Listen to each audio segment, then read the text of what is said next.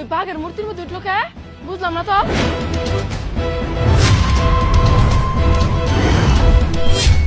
ও মা গো, বাঘের মূর্তি দিয়ে হাসা হাসা বাঘ হয়ে গেল গা। আমার শাশুড়ির তো দেখি মেলা ক্ষমতা। ইয়া, বাঘ কই নিয়ে যেতেছে আমার শাশুড়ি রে? হায় হায় গো সর্বনাশ, আমি না জেনে না শুনে আম্মার সাথে কত খারাপ ব্যবহার করছি। একটা বাঘ যদি খালি আমার পিছনে লেলা দেয় আমি তো।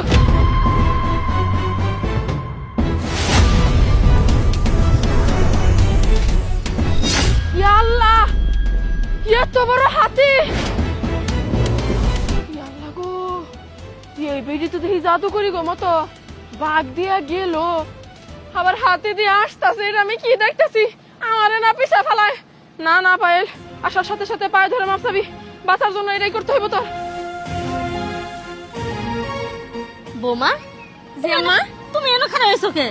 এই তো আম্মা আপনারা দেখতেছিলাম যে আপনার জন্য দুধ গরম করছি, তো আপনারা খাওয়াম এই জন্য। আম্মা আমি তো এই বিষয়গুলো জানতাম না।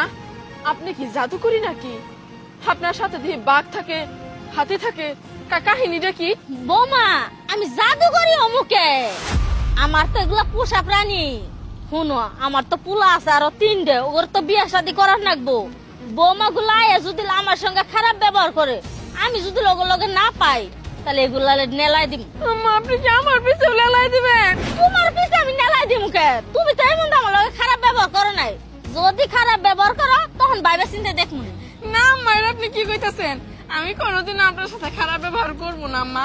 চলেন আপনার ঠ্যাংটা একটু টিপা দেয় আমি। আম্মা